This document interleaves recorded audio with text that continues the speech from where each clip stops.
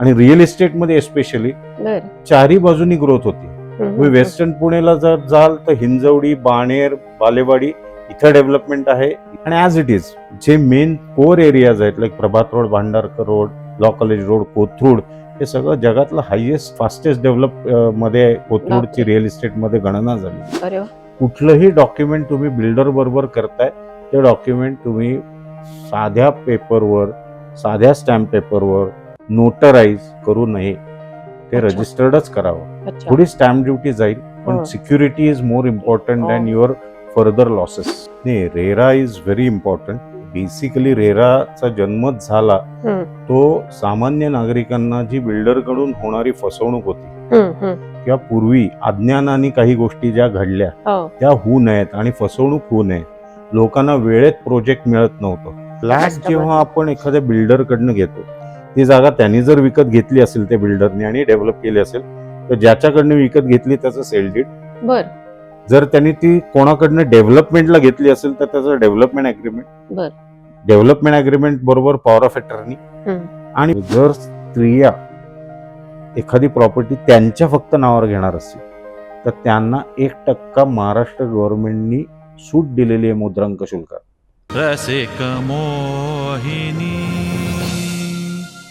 हाय, hello, नमस्कार.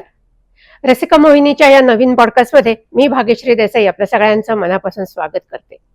रसिका हो, प्रत्येकाला आपलं घर हे प्रिय असतं आणि ते सुरक्षित असतं आणि हे आपलं घर सुरक्षित असावं असं प्रत्येकाला वाटत असतं.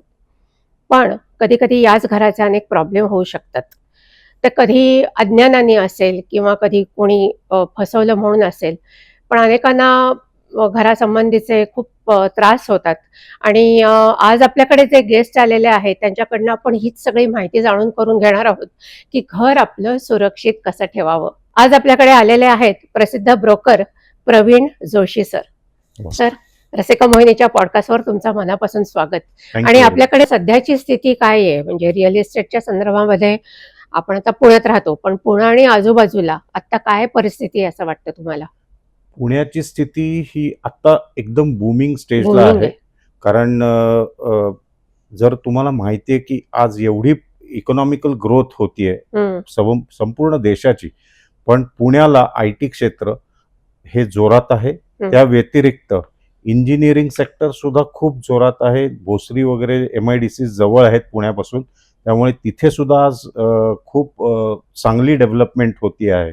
आणि त्यामुळे पुणे हे ऑलवेज ग्रोथ सेक्टर म्हणूनच पाहिलेलं आहे. आणि रिअल इस्टेटमध्ये स्पेशली चारी बाजूनी ग्रोथ होती. तुम्ही वेस्टर्न पुणेला जर जाल तर हिंजवडी, बाणेर, बालेवाडी इथं डेव्हलपमेंट आहे. ईस्टर्नला वाघोली, खराडी या क्षेत्रात सुद्धा आता खूप मोठ्याला इमारती आणि कमर्शियल कॉम्प्लेक्सेस आणि खूप सारे मॉल्स येत आहेत. सो ओव्हरऑल जर तुम्ही पुण्याचा विचार कराल तर Pune is a developing hub real इस्टेटसाठी. आणि ॲज इट इज लाईक जे आपलं सेंट्रल पुणे आपण म्हणतो, ज्याला पुण्याला डेक्कन जिमखाना किंवा काही पेठा आहेत, सदाशिव, नारायण, शनिवार, इथे सुद्धा आज डिमांड ट्रेंडिंग आहे. आणि सगळ्यात महत्वाचं की आपण म्हणतो की माणसाची नाळ शहराशी जोडली, त्यामुळे ऑलवेज जे मेन कोर एरियाज आहेत like Prabhat road, Bhandarkar road, law college road, Kothrud, हे सगळं जगातलं हायेस्ट फास्टेस्ट डेव्हलप मध्ये कोथरूडची रिअल इस्टेटमध्ये गणना झालेली. सो अशा ह्याच्यात जरी तुम्ही पुढे टुवर्ड्स बाणेर, बालेवाडीकडे जरी गेलात तरी आता अपकमिंग जेनझीला तो एरिया जास्ती प्रेफर्ड आहे. रेट आता जास्त कुठे आहेत पुण्यामध्ये? ऑलवेज पुण्यात रेट हे कायम मध्यवर्ती भागातच आहेत किंवा ज्याला आपण जुनं पुणे म्हणतो. अगदी ब्रिटिशांच्या काळात कोरेगाव पार्क कायम असतं. पेठांमध्ये सुद्धा आहेत. काही स्पेसिफिक पेठांमध्ये चांगले रेट आहेत. आणि ऍज यू नो की डेक्कन जिमखाना पासून till Kothrud it is the highest त्याचा ज्याला आम्ही गव्हर्नमेंटचा रेट म्हणतो, मॅक्झिमम रेट ह्या एरियाजमध्ये तुम्हाला बघायला मिळतो. आणि अपकमिंग मध्ये विचाराल तर बाणेर इज अपकमिंग, त्याला स्मार्ट सिटी म्हणून डिक्लेअर केलेलं आहे. सो त्या बाजूला खूप चांगले रेट्स आहेत. Kharadi, Wagholi is upcoming. Undri, Pisoli comparatively दक्षिण पुण्याकडे म्हणजे असून सुद्धा पण तिथेही चांगली डेव्हलपमेंट आहे. आता याच्यामध्ये खूप टर्म्स असतात वेगवेगळ्या की ज्या सामान्य माणसाला नाही समजत, तर आपण ते त्याच्याकडे थोडंसं वळ. रेरा म्हणजे काय आणि तो किती महत्वाचा असतो? नाही, RERA is very important. Basically रेराचा जन्मच झाला हम्म, तो सामान्य नागरिकांना जी बिल्डरकडून होणारी फसवणूक होती हम्म. किंवा पूर्वी अज्ञानाने काही गोष्टी ज्या घडल्या हो. त्या होऊ नयेत आणि फसवणूक होऊ नये. लोकांना वेळेत प्रोजेक्ट मिळत नव्हतं. काम घ्यायचे बिल्डर आणि 3-3, 4-4 वर्ष बिल्डिंग चालूच आहे. मग त्याला आर्थिक कन्सर्न झाले तर तो ते पूर्ण करू शकत नसे.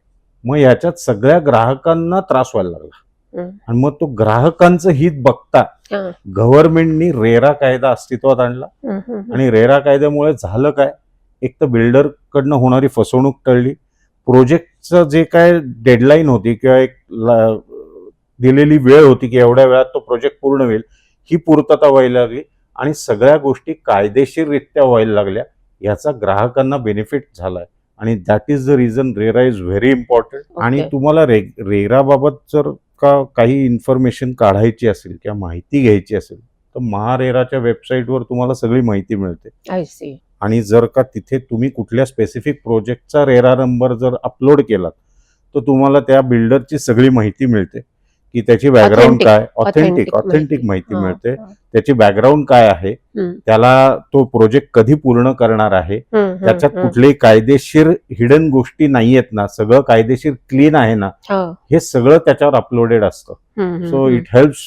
नॉर्मल आपण ज्याला आपण सामान्य ग्राहक म्हणतो त्या सामान्य ग्राहकांना त्याच्यातनं पूर्ण हे मिळतं. मिळतं. आता अनेकदा लोक लोन घेऊन घर विकत घेतात किंवा प्रॉपर्टी विकत घेतात. तर अशा वेळेला लोन घेताना मुख्य कोणती काळजी घ्यायला पाहिजे त्यांनी? लोन घेताना सगळ्यात महत्वाचं म्हणजे लोकांनी पहिले स्वतःचं इन्कम, हम्म, आयदर ते सॅलरीड असो किंवा ते बिझनेस स्वरूपातनं येणार असो, हम्म. याचा एक सिबिल स्कोर म्हणून एक प्रकार असतो. तो आपला स्वतःचा काय? CIBIL score. बर. ही सिबिल स्कोर प्रत्येकाच्या अॅन्युअल इन्कमनुसार, त्यांनी केलेल्या खर्चानुसार, त्यात कुठलेही लूपहोल्स नाही आहेत ना, की लाईक कोणाने पेमेंट केलाय तो चेक बाउन्स झालाय तर त्याचा सिबिल स्कोर कमी होतो. हो का? किंवा एखादा EMI आहे तो जर बर. वेळेत नाही भरला तर त्याचा अच्छा. सिबिल स्कोर कमी होतो. ओके. सो ज्या लोकांचा सिबिल स्कोर चांगला असतो त्यांना लोन चांगलं मिळू शकतं. सो जो माणूस प्रॉपर्टी घेतोय आणि तो लोन करतोय त्याने आपला सिबिल स्कोर चेक केला पाहिजे. अच्छा. लोन घेताना शक्यतोवर गव्हर्नमेंट आणि नॉन गव्हर्नमेंट म्हणजे प्रायव्हेट किंवा पब्लिक सेक्टर बँक्स हम्म, या दोन्ही हम्म, ऑप्शन्स ओपन आहेत. कुठल्या ह्याला त्याला चांगलं रेट ऑफ इंटरेस्ट मिळतो आहे, त्याच्यात प्रोसेसिंग फी कशाला कमी आहे, त्याच्यात काही हिडन चार्जेस नाहीत ना, याची खातरजमा करणं ही गरजेची गोष्ट आहे. आज SBI झालं, HDFC झालं, ICICI बँक झालं, या प्रस्थापित संस्था आहेत जिथे लोन घ्यायला काहीच हरकत नाही. बर. त्यामुळे 2-3 गोष्टी होतात. लोन घेतल्यामुळे ऍटलिस्ट तुम्हाला त्यांच्या लिगल प्रोसेसमुळे प्रॉपर्टीचं लिगल व्हेरिफिकेशन ऑटोमॅटिक म्हणजे ऑटोमॅटिकच ते होत असेल, आपल्याला जास्त काही करायला लागत नसेल. नाही, जास्त करायला लागत नाही पेक्षा म्हणून आपण की डबल त्याचा हे होतो. आपण घेत असताना Protection. आपण आपल्या कायदेशीर तज्ञाकडनं त्याचा हो. सल्ला घेतोच, हो, पण बँक सुद्धा जेव्हा आपल्याला लोन देते हो, तेव्हा त्याची कायदेशीर बाब पूर्ण झाली आहे ना, हो. त्याची खातरजमा करत असते.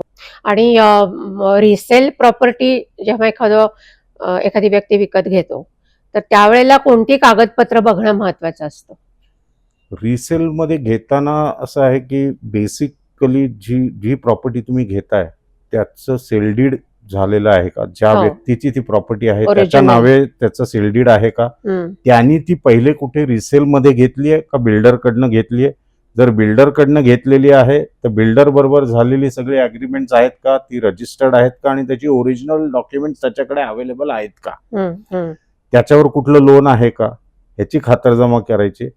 त्यानंतर येते ती गोष्ट की त्यांनी त्या प्रॉपर्टीची बॅकग्राऊंड चेक करणं. लाईक बिल्डिंग असेल तर ती बिल्डिंग कमर्शियली म्हणजे महानगरपालिकेकडनं सँक्शन त्याचं प्रॉपर आहे का, त्याला commencement, completion, sanction plan, NA order, ह्या सगळ्या बाबी त्यांनी चेक करायच्या. NA म्हणजे नॉन ऍग्रिकल्चर. जेव्हा नॉन ऍग्रिकल्चर लँड असते तेव्हाच त्याच्यावर महानगरपालिका बिल्डिंग बांधायची परमिशन देते. ऍग्रिकल्चरल लँडवर तुम्हाला कन्स्ट्रक्शन करायला अलाउड. आणि ते कळत नाही अनेकदा. ते अनेकदा कळत नाही. नॉर्मली कमेन्समेंट सर्टिफिकेट मिळालं याचा अर्थ NA आहे म्हणूनच मिळाली असा अर्थ आहे त्याचा, की NA आहे म्हणूनच महानगरपालिकेने परमिशन दिलेली आहे. मग पण त्यात सुद्धा त्याच्यानंतर झोल बघतो आपण. हो, नाही आता शेवटी करणारे त्याच्यातही उद्योग करतातच. पण ह्या बेसिक ज्याला आम्ही म्हणतो की हे बेसिकली आपलं कम्प्लीट काय बघायला पाहिजे, हा. किंवा सोसायटी असेल तर सोसायटीची परमिशन त्या माणसाने घेतली आहे ना, त्याला हम्म. एनओसी म्हणतात, सोसायटीची एनओसी. हा. अपार्टमेंटच्या केसमध्ये लागत नाही एनओसी हम्म. अपार्टमेंटची, पण सोसायटी जर रजिस्टर्ड कोऑपरेटिव्ह सोसायटी असेल तर त्या सोसायटीची एनओसी आहे का हम्म. हम्म. हे अच्छा. परचेसरनी घेतलीच पाहिजे सोसायटीची किंवा पण घ्यावी लागते. लागते. हो हो. हो. अच्छा. सी अल्टिमेटली काय असतं, society is the owner of that plot or the building. बर यू आर द मेंबर. तो सेलर जो असतो तो मेंबर असतो. बर बर whereas in case of apartment he is the owner of the property, he is not the member of the property. बर बर. त्या फरक आहे. म्हणून हो, हो. सोसायटीची एनओसी इज मॅन्डेटरी. अच्छा. जर ती सोसायटी असेल तर. हा. अपार्टमेंट असेल तर लागत नाही. अपार्टमेंट असेल तर नाही लागत. बर बर बर. अपार्टमेंटमध्ये आम्ही फक्त सांगतो की तुम्ही ऍटलिस्ट नोड्यूज घ्या, हो. की सेलरचं ज्या तारखेपर्यंत डील तुमचं ठरलंय किंवा ज्या तारखेला तुम्ही ते कम्प्लीट करताय हम्म. तोपर्यंत सगळे चार्जेस, प्रॉपर्टी टॅक्स आहे, एमएसबी आहे किंवा त्या सोसायटीचा मेंटेनन्स आहे, हम्म. हे सगळं त्यांनी भरलेलं आहे ना, याची एक खातरजमा आहे, त्याची एक एनओसी हम्म. किंवा नोड्यूज सर्टिफिकेट त्याच्याकडनं आपण घेऊ शकतो. हम्म. तेच आता उलट जेव्हा आता हे रिसेल्स आपण बोललो मगाशी, पण ज्याला नवीन प्रॉपर्टी किंवा नवीन घर विकत घ्यायचंय किंवा नवीन फ्लॅट विकत घ्यायचाय, अशा वेळेला त्यांनी काय काय गोष्टी बघायला पाहिजे? फ्लॅट जेव्हा आपण एखाद्या बिल्डरकडनं घेतो हा. तेव्हा पहिली गोष्ट असते ती म्हणजे त्या बिल्डिंगची म्हणजे त्या बिल्डरनी ती जागा जिथे तो ती बिल्डिंग किंवा इमारत उभी केली आहे ती जागा त्यांनी जर विकत घेतली असेल त्या बिल्डरनी आणि डेव्हलप केली असेल तर ज्याच्याकडनं विकत घेतली त्याचं सेल डीड. बर जर त्यांनी ती कोणाकडनं डेव्हलपमेंटला घेतली असेल तर त्याचं डेव्हलपमेंट अग्रीमेंट. बर. डेव्हलपमेंट अग्रीमेंट बरोबर पॉवर ऑफ अटर्नी. हम्म. आणि मग कायदेशीर बाबीत ज्या महानगरपालिकेच्या रिक्वायरमेंट्स आहेत की कमेन्समेंट घेतलंय का, कम्प्लिशन, अर्थात अंडर कन्स्ट्रक्शन घेतलं तर कम्प्लिशन नसतं, हम्म. पण commencement certificate is necessity. Commencement certificate म्हणजे बांधकाम परवानगी. बर. त्या बांधकाम बिल्डरला त्या- परवानगी दिली. हा, महानगरपालिकेने रितसर त्यांनी हा. अर्ज करून महानगरपालिकेकडनं हा. परवानगी घेतलेली आहे की मी इथं एक 5 मळ्याची इमारत बांधतोय. बर. आणि त्याच्यासाठी जे तो बांधतोय त्याच्यासाठी तो एक प्लॅन तयार करत असतो आणि तो महानगरपालिकेकडनं सँक्शन करून घेतो. सो तो महानगरपालिकेचा सँक्शन प्लॅन आणि त्या व्यतिरिक्त त्याचा 30 वर्षाचा टायटल सर्च.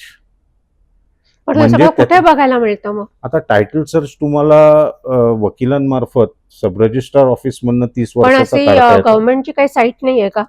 बाकीच्या एवढ्या साईट्स आहेत खरं. नाही, तुम्हाला corporationच्या गव्हर्नमेंट वगैरे. ऑफिसेस जी रजिस्ट्रेशन ऑफिसेस आहेत पुण्यात हा. 26 ऑफिसेस आहेत, हा. त्या कुठल्याही ऑफिसला जर तुम्ही गेलात आणि त्या पर्टिक्युलर इमारतीचा पत्त्याचं जर का तुम्ही टायटल सर्च मागितलात, अच्छा. अर्थात तो वकिलाने मिळतो, त्याची एक फी भरावी लागते सब रजिस्ट्रार ऑफिसला, 30 वर्षाची, 15 वर्षाची, जशी ती जितकी जुनी असेल त्याप्रमाणे तो टायटल सर्च करणं गरजेचं आहे. आणि तो टायटल सर्च म्हणजेच काय की त्याच्यावर कुठलाही कोणाचा चार्ज नाही, अधिकार नाही. फ्री फॉर मार्केटेबल आहे, हा, हा, हा. फ्री ऑफ एन्कम्बरन्स, कुठलेही त्याच्यावर कोणाचेही हक्क नाहीत, त्या एकट्या बिल्डरचाच हक्क आहे. बर बर. इव्हन रिसेलमध्ये सुद्धा आम्ही सांगतो कस्टमर्सला की नाही, तुम्ही टायटल सर्च करून घ्या, कारण उद्या माहित नसतं त्या सेलरनी कुठल्या एका पतसंस्थेमधनं लोन घेतलंय हो. आणि ते जर रजिस्टर नसेल केलेलं तर त्याच्यावर बोजा असू शकतो. बरोबर. सो टायटल सर्च मध्ये या सगळ्या गोष्टी कळतात. अजून एक गव्हर्नमेंटमध्ये पॉलिसी आहे की गव्हर्नमेंटनी तुम्हाला सांगितलं की तुम्ही पब्लिक नोटीस देऊ शकता. बर. हो, ते आपण बरेच पेपरमध्ये बघतो. तुम्ही बरेचदा आपण काही प्रभात आहे, सकाळ आहे, या न्यूजपेपर्स मध्ये पब्लिक नोटीस आपण देऊ शकतो की ज्याच्यात आपण आवाहन करू शकतो की ह्या अशा अशा प्रॉपर्टीमध्ये मी असं असं इंटरेस्ट दाखवतोय, किंवा ती वकिलामार्फत दिलेली असते नोटीस. तर वकील तिथे आवाहन करत असतो यांच्यावर की माझे पक्षकार असे असे ही प्रॉपर्टी घेत आहेत आणि ह्या प्रॉपर्टीवर कोणाचा जर हक्क असेल, काही त्यांचे काही त्याच्यात हिडन एंट्री असतील तर त्यांनी ते येऊन आम्हाला भेटावे आणि आम्हाला 7 दिवस 15 दिवस तो काळ घातलेला असतो. आणि कोर्टाच्या आदेशानुसार, सुप्रीम कोर्टात किंवा आपल्या कायद्यानुसार आपण मास पब्लिकला आवाहन केलेलं असतं. काही वेळेस कसं होतं, इव्हन डॉक्युमेंट्स मिसिंग असतात, ओरिजिनल डॉक्युमेंट्स नाही, मग त्या केसमध्ये ही पब्लिक नोटीस कामाला येते. I C.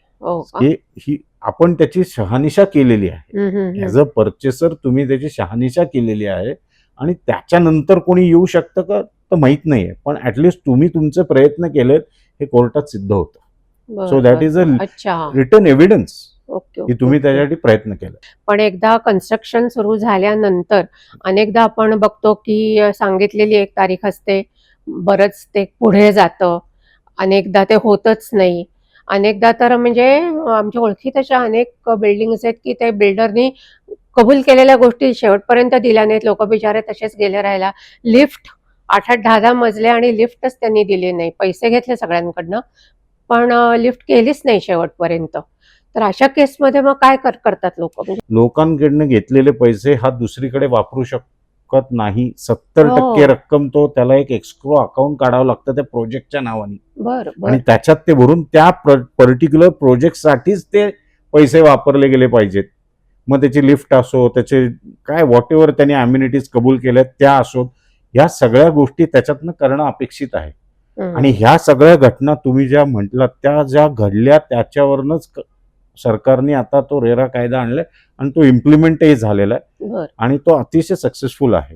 हो. आणि त्याच्यातनं आता मग आपण आता तुम्ही जर न्यूजपेपरमध्ये वाचलं तर बऱ्याच बिल्डर्सला याच्यावरनं चाप बसलेला आहे. घर आता फायनल की पोझेशन म्हणजे फायनल पोझेशन, हार्ड पोझेशन जेव्हा बिल्डर देतो त्यावेळेला म्हणजे कम्प्लिशन सर्टिफिकेट असेल किंवा कन्व्हेयन्स सर्टिफिकेट असेल, कन्व्हेयन्स डीड म्हणा, तर ते काय काय असतं आणि ते कुठल्या गोष्टी असतात, पूर्तता त्यांची? नॉर्मली कसं होतं की जर का अंडर कन्स्ट्रक्शन तुम्ही घेतलेलं असेल हा. कुठलीही प्रॉपर्टी, तर बिल्डर तुमच्याबरोबर पहिलं करतो ते साठेकर, ज्याला इंग्लिशमध्ये अग्रीमेंट टू सेल म्हणतात. हा.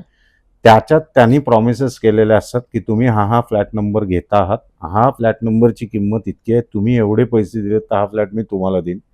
तुम्ही इक्वली म्हणलेलं असतात की हा फ्लॅट आम्ही घ्यायला इंटरेस्टेड आहोत, हा फ्लॅट या रकमेला आम्ही घ्यायला तयार आहोत, तुम्ही म्हणताय तसे, आणि हा फ्लॅट तुम्ही इतक्या तारखेपर्यंत आम्हाला कम्प्लीट करून द्या आणि याचं पोझिशन तुम्ही आम्हाला करा. हे सगळ्या फुल प्रॉमिसेस एकमेकाला केलेले असतात अग्रीमेंट टू सेल मध्ये. जेव्हा ती बिल्डिंग पूर्णत्वाला जाते तेव्हा महानगरपालिकेतनं बिल्डर त्याचं कम्प्लिशन हे सेल डीड असतं जे पहिलं असतं. आधी कम्प्लिशन पहिलं. सर्टिफिकेट हा, घेतो. हा. कम्प्लिशन सर्टिफिकेट घेतल्यावर तो तुम्हाला पोझेशन देतो आणि पोझेशन देताना तो तुम्हाला आयदर पोझेशन लेटर देतो किंवा सेल डीड करून देतो. बर. या दोन गोष्टी आहेत. आता जेव्हा पोझेशन सोसायटी देताना सेल डीड करून द्यायचं. हा, पण आता जर त्यांनी सोसायटी फॉर्मेशन केलं हा. तर नॉर्मली बिल्डर्स काय करतात, पूर्ण सगळे फ्लॅट्स विकले गेले, सोसायटी फॉर्म झाली की मग सोसायटीला तो कन्व्हेन्स डीड करून देतो. Conveyance deed is nothing but sale deed of the entire society. बर. लँड आणि बिल्डिंग वरचा त्याचा अधिकार संपला त्या दिवशीपासून. त्या दिवशी तो कन्व्हेन्स डीड करून देतो. Okay okay. सो त्याला कडती पॉवर ऑफ अटॉर्नी जी असते ती तेव्हा टर्मिनेट होते. हा, म्हणजे थोडक्यात त्याचे राईट संपले ना ज्या दिवशी तो कन्व्हे करून देतो. म्हणजे काय, त्याच्याकडे असलेले डेव्हलपमेंटचे राईट, सेलिंगचे राईट, सगळं त्या बिल्डिंगच्या साठी लागणारे जे राईट्स डेव्हलपरला दिलेले आहेत ते सगळे तो त्या सोसायटीच्या नावाने कन्व्हे करतो. आणि in case of an apartment norm agreement to sale नंतर सगळ्याच फ्लॅट्स विकून झाले की बिल्डर त्या एंटायर बिल्डिंगची एक डीड ऑफ डिक्लेरेशन करतो. डीड ऑफ डिक्लेरेशन म्हणजेच काय, it is in short conveyance. तो त्या तिथं असलेल्या कॉमन एरियाचा एक अनडिवायडेड शेअर हे करतो आणि तो अनडिवायडेड शेअर प्रत्येक फ्लॅटला तो अलॉट करतो की तुम्हाला 6%, यांना 4%, जो फ्लॅट साईज प्रमाणे तो सगळीकडे इक्वली शेअर होतो. तो शेअर झाला की मग तुम्हाला तो सेपरेट डीड ऑफ अपार्टमेंट, म्हणजे फ्लॅट ओनरला तो सेपरेट डीड ऑफ अपार्टमेंट करून देतो, ज्याच्यात त्याचा स्क्वेअर फीट एरिया प्लस पर फ्लॅट आणि त्याचा अनडिवायडेड शेअर पण त्याच्यात उल्लेख असतो. So for a flat owner in an apartment, deed of apartment is a sale deed. Deed of apartment is a sale deed. म्हणजे ते थोडक्यात ते नॉमेनक्लेचर सेल डीडच, त्याला फक्त अपार्टमेंट आहे म्हणून ते डीड ऑफ अपार्टमेंट. बरोबर. सोसायटीच्या केसमध्ये ते सेल डीड और कन्व्हेन्स डीड असा उल्लेख होतो. पण त्यामुळे ऍट दॅट मुवमेंट बिल्डरचे सगळे अधिकार संपतात त्या याच्यातले. इन केस म्हणजे मला विचारायचं की अगदी सुरुवातीला number 1 will be agreement to आणि शेवटचं will be conveyance deed, sale deed और अपार्टमेंट डीड. म्हणजे जशी केस असेल, सोसायटी असेल तर सेल डीड, कन्व्हेन्स. येस. पण मी तुमच्याशी काही युनिक अनुभव शेअर करतो. म्हणजे तुम्ही मला सगळं कागदपत्रांबद्दल बोललात की कागदपत्रांच्या ह्याच्यात कशी पूर्तता असायला पाहिजे किंवा काय करायला पाहिजे. माझ्या एक प्रभात रोडचे क्लायंट आहेत. 11व्या गल्लीत 2 बहिणींचे फ्लॅट होते आणि ते माझ्याकडे विकायला आले. एप्रिल टू नोव्हेंबर 23 सालचीच घटना आहे, फार जुनी नाही. हम्म. एप्रिल टू नोव्हेंबर त्यांनी बऱ्याच 7-8 ब्रोकर्सकडनं तो विकायचे प्रयत्न केले. त्यांना असं लक्षात आलं की तो फ्लॅट विकला जात नाहीये, कारण त्याचे पेपर्स नाही आहेत किंवा त्या पेपर्समध्ये त्रुटी आहेत. हो. आणि त्यांना काही ब्रोकर्सनी म्हणा किंवा काही वकिलांनी असा सल्ला दिला की तुम्हाला जर ही कागदपत्र करायची असतील आणि विकायचं असेल तर तुम्हाला याच्यावर स्वतःला 14 लाख रुपये इंडिव्हिज्युअली प्रत्येक फ्लॅटला खर्च येईल, बापरे. Just to prepare your own document. अरे बापरे. आणि तुम्हाला साधारण मिळणारी किंमत ही साधारण 1,35,00,000, 1,40,00,000 अशी मिळू शकते प्रभात रोड सारख्या ठिकाणी. प्रभात रोड सारख्या. असं सांगितल्यानंतर त्या थोड्याशा म्हणजे हे होत्या की बुवा नक्की खरंच हे बरोबर आहे का चुकीचं, याचा शहानिशा होत नव्हता. त्यांच्या एक भगिनींपैकी एका त्या स्वतः सतार वादक आहेत, त्यांच्या एका शिष्येकडनं हा माझ्याकडे रेफरन्स आला आणि मी त्यांना भेटायला गेलो. मी त्यांना सांगितलं की बाबा हे शक्य आहे, पेपरवर्क करू, ह्याच्यात प्राईस सुद्धा जास्ती मिळेल आणि खर्चही कमी होईल. It will take some time, त्याला एक वेळ द्यावा लागेल, थोडा अभ्यास करावा लागेल. ते म्हणले नाही, पण आम्हाला तर असं सांगितलं की त्याला 14 लाख रुपये स्टॅम्प ड्युटी भरायला लागेल आणि तरच तुमच्या नावावर कागद तयार होईल. मी जवळजवळ 3 महिने त्याच्यावर काम केलं, वेगवेगळ्या वकिलांना भेटलो. त्यांच्या संभाषणातनं मला बिल्डर कळला. मी बिल्डरला जाऊन भेटलो आणि वस्तुस्थिती अशी होती की 98 साली झालेल्या कन्स्ट्रक्शन त्या बिल्डिंगचं ना अपार्टमेंट फॉर्मेशन केलं होतं बिल्डरनी, ना सोसायटी फॉर्म केलेली. म्हणजे तिथे ह्या भगिनीं व्यतिरिक्त जे फ्लॅट होते ते 60 खातावरच होते, ऍग्रीमेंट टू सेल करूनच त्यांना पोझिशन दिलेलं होतं. आणि त्यांच्याकडे स्टॅम्प ड्युटीचे डॉक्युमेंट्स होते कारण त्यांनी ते विकत घेतले होते. पण त्या बहिणींना ते फ्लॅट्स हे डेव्हलपमेंटमध्ये, त्या प्लॉट ओनर होत्या, त्याला डेव्हलपमेंटमध्ये मिळाल्यामुळे त्यांच्याकडे प्रॉपर्टी टॅक्स आणि एमएससीबी सोडलं तर काहीच नव्हतं. मग तिथून आम्ही खरं सुरुवात केली आणि देन मी काही वकिलांना भेटून, बिल्डरला भेटून, ती सगळ्यांची मूड बांधून मी त्या पूर्ण बिल्डिंगचं डीड ऑफ डिक्लेरेशन पहिलं करून घेतलं. आणि डीड ऑफ डिक्लेरेशन करून घेताना ठीक आहे, थोडा आर्थिक खर्च आला, कारण इमारत जुनी होती, आजच्या तारखेने करायचं होतं. थोडी गॅप आम्हाला तिथे आर्थिक सोर्स घ्यावा लागला, कारण त्या काळी बिल्डरनी जे डेव्हलपमेंट अग्रीमेंट केलं होतं त्याच्यावर स्टॅम्प ड्युटी सुद्धा भरलेली नव्हती. अरे बापरे. आणि दॅट वॉज द रिझन लोक त्यांना 14 लाख भरा म्हणत होते. पण कायद्यामध्ये अशी तरतूद आहे की जे लँड ओनर आहेत त्यांना जर बदल्यामध्ये डेव्हलपमेंटमध्ये जर फ्लॅट मिळाला तर त्यांना स्टॅम्प ड्युटी नाही. आणि हे त्यांना कुठल्याच ब्रोकरनी सांगितलेलं नव्हतं. कारण काय, ब्रोकर स्वतः एज्युकेटेड नाही, त्यांना कायदेशीर ज्ञान नाही. पैसे काढायचे असतील, पण ह्या सगळ्या याच्यात त्यांचं नुकसान होत होतं. आणि ह्याचा जर का मी तुम्हाला थोडासा शेवट सांगितला तर you will be surprise madam. आम्ही ती स्टॅम्प ड्युटी पण भरली, ती फक्त 3.5 लाख. 14 लाख कुठे, 14 लाखाच्या अगेन 3.5 लाख. आणि आम्ही तो प्रत्येकी फ्लॅट 1.75, 1.74, ह्या 1,74 लाख, कुठे 1.35, 1.40 त्यांना सांगितले होते आणि कुठे. So they were benefited by almost 35 to 40 lakh rupees in their sale transaction. आणि 10-1 लाखाची त्यांची stamp duty, all put together त्यांना इंडिव्हिज्युअली 50 लाखाचा बेनिफिट झाला. ठीक आहे, त्याच्यात त्यांचे 5-7 लाख रुपये खर्च झाले, जे की डेफिनेटली 14 लाख त्यांना नुसती स्टॅम्प ड्युटी जी सांगितली होती ती न देता सुद्धा फक्त 5-7 लाखच खर्च होऊन त्यांना आज त्यांचे दोन्ही फ्लॅट व्यवस्थित किमतीला विकले गेले आणि ते समाधानी झाले. केवढा मोठ्या गोष्ट आहे. सो ह्या अशा युनिक केसेस भरपूर घडत असतात. कुठलंही डॉक्युमेंट तुम्ही बिल्डर बरोबर करताय ते डॉक्युमेंट तुम्ही साध्या पेपरवर, साध्या स्टॅम्प पेपरवर नोटराईज करू नये, ते रजिस्टर्डच करावं. थोडी स्टॅम्प ड्युटी जाईल, पण security is more important than your further losses. माणसं स्टॅम्प ड्युटी वाचवायला जातात, पण त्याचं नुकसान जे होतं, मगाशी जी मी केस सांगितली त्या बहिणींची, दुर्दैवाने त्या बिल्डरनी त्यावेळेस पॉवर ऑफ अटर्नी केली होती, पण ती पण नोटराईज सुद्धा नव्हती. आणि त्यामुळे बऱ्याच अडचणी झाल्या. नशिबाने चांगलं होतं की तो बिल्डर तयार झाला, 4 पैसे घेतले त्यांनी, पण त्यांनी ते करून दिलं, नाहीतर इट वॉज डिफिकल्ट. आणि खूप नुकसान, मी जे सांगितलं ते 50 लाखाचं नुकसान त्यांचं झालं असतं.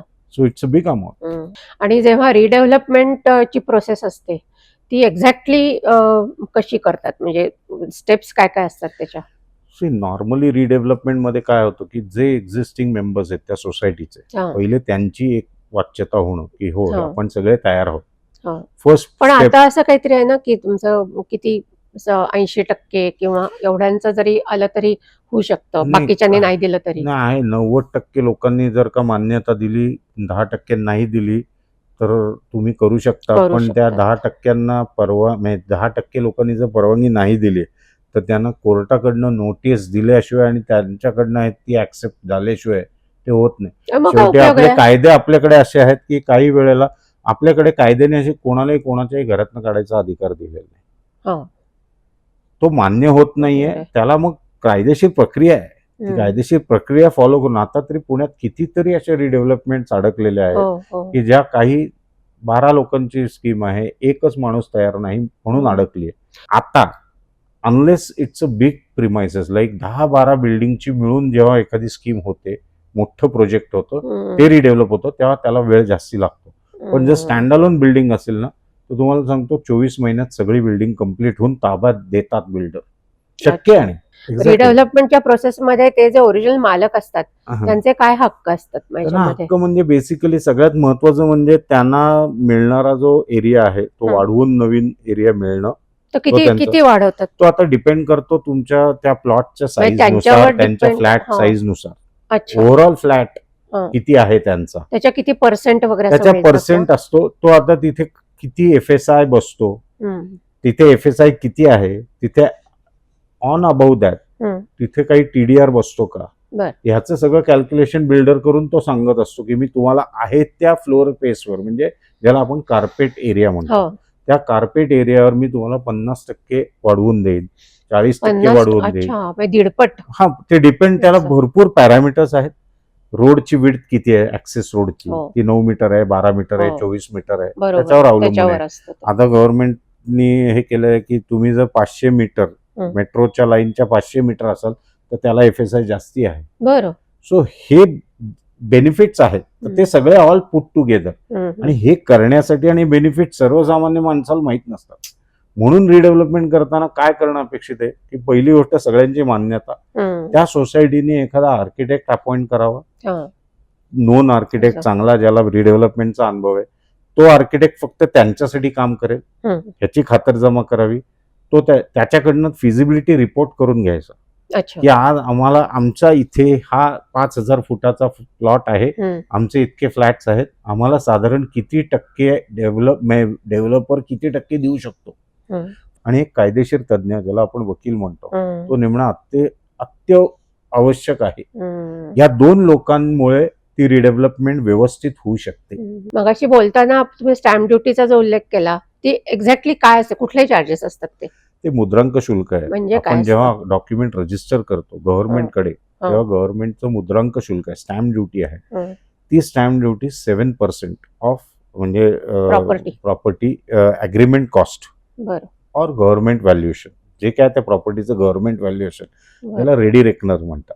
हा, गव्हर्नमेंटने ते ready सर्टन ते एरियाजमध्ये reckoner पाहिजे. हा. त्या 2 याच्यावरती भरता येते, आयदर रेडी रेकनरवर किंवा जी अग्रीमेंट कॉस्ट आहे विचवर इज हायर, हं. त्याच्यावरती रेडी 7%. रेकनर म्हणजे काय ते पण सांगा. रेडी रेकनर म्हणजे गव्हर्नमेंटनी प्रत्येक एरियामध्ये काय रेट असायला पाहिजे त्याचं एक त्या एरियात. हा, त्या एरियात. मग त्याचा नुसत्या प्लॉटचा रेट काय असायला पाहिजे, बांधलेल्या रहिवासी इमारतीचा काय असायला पाहिजे, कमर्शियल इमारतीचा किती असायला पाहिजे, शॉपचा किती असायला पाहिजे, असं एक फॉर्म्युला तयार केलेला आहे. आपण दरवर्षी चार्ट असतो, तसं एक बुकलेट असतं, रेडी रेकनरच म्हणतात असंच म्हणतात.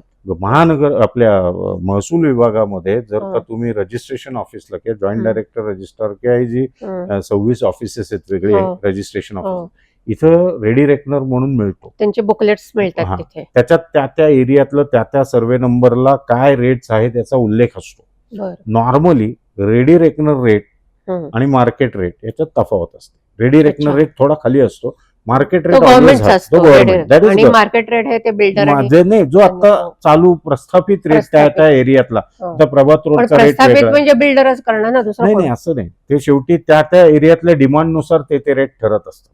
कारण आता आपण बघतो या एरियामध्ये ऍटलीस्ट म्हणजे प्रभात रोडला मे बी सगळ्यात जास्त रेट असेल किंवा कोरेगाव पार्कला सगळ्यात जास्त. तो आता गेली अनेक वर्ष आहे, पण कोरेगाव पार्क जिथे डिमांड जास्ती तिथे रेट जास्ती. इव्हन आता मध्ये इव्हन प्रभात रोड हायवे highway. जिथनं सुरू झाला तेव्हा सुद्धा नाही का केवढे ठीक रेट आहे, एकदम अप गेले ते तेव्हा. तुम्ही रिंग रोड रिंग रोड पुण्याच्या अवतीभोवती सबंध रिंग रोड होतोय. रिंग रोड मुळे ज्या रिंग रोड जिथनं पास होतोय तिथल्या जमिनींच्या किमती वाढल्या. किमती आणि ते आधीच कळलेलं असतं यांना. आता शेवटी असं आहे ना की डिसिजन मेकर्स जे आहेत, ब्युरोक्रॅट जे आहेत, त्यांना ही गोष्ट आधी माहिती असते कुठून तो रिंग रोड आपल्या लोकांना आधीच सांगून टाकतात. त्यामुळे ते होतं, ते स्वाभाविक आहे की एअरपोर्ट येते पुरंदरला. हो. तिथल्या लोकांना तिथे आता माहिती आहे rate की आता वाढले. आज न उद्या होणार. So that is how it develops. हं. आणि 7% स्टॅम्प ड्युटी आहे, 6% स्टॅम्प ड्युटी, जे मुद्रांक शुल्क म्हणलं हो. तुम्ही, ते मुद्रांक शुल्क 6% आहे. 1% एलबीटी आणि सेस हं. आणि 30,000 रजिस्ट्रेशन नोंदणी फी, हं. रजिस्ट्रेशन फी असते. हं. 1% आहे ती कायद्याने, पण आजकाल 30 लाखाच्या प्रॉपर्टीला 30,000, पण 30 लाखाच्या वरच्या सगळ्या प्रॉपर्टीजला 30,000च आहे. I see. 30 लाखाच्या आतल्या प्रॉपर्टीला 1% अच्छा. रजिस्ट्रेशन ओके, फी आहे. Okay, okay. आणि सगळ्यात एक महत्वाचं सांगतो, म्हणजे जर स्त्रिया एखादी प्रॉपर्टी त्यांच्या फक्त नावावर घेणार असतील तर त्यांना 1% महाराष्ट्र गव्हर्नमेंटनी सूट दिलेली आहे मुद्रांक शुल्कात. बरं.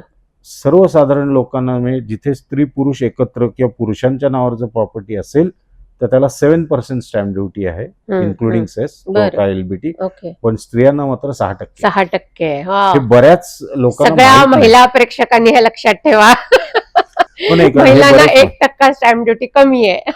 त्याच्यात एक गव्हर्नमेंटनी हीच ठेवली आहे, ती प्रॉपर्टी तुम्हाला 3 वर्ष विकता येत नाही.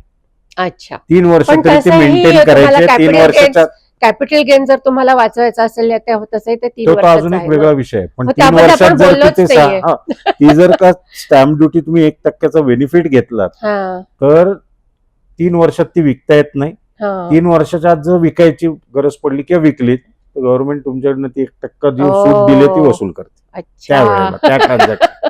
माहिती मग असेल नका विकू. त्याचं. हा नाही.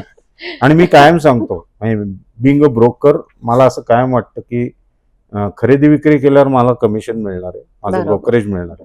ते पण I ब्रोकरेज always म्हणजे tell- if you don't mind मला फक्त सांगा ब्रोकरेज साधारण कसं कॅल्क्युलेट करतात, ते किती असतं? नाही, 2% ही स्टँडर्ड खूप सालांपासून आहे. Brokerage itself is depending on the property cost. बर. सो याला असं काही कोणी कुठे, मी म्हणलं ना, हा कायदेशीर बॅक नाही, हं. याला कुठली नियमावली नाही. हो.